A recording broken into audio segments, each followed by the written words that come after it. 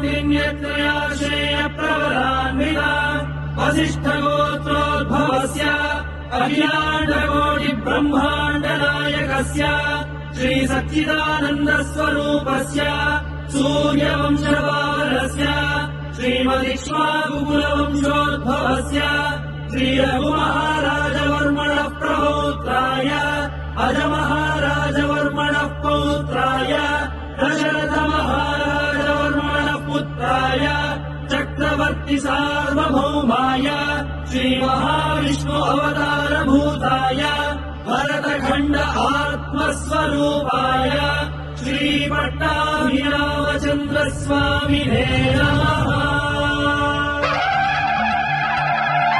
विराजमान है मेरे लल्ला, विराजमान है राम लल्ला।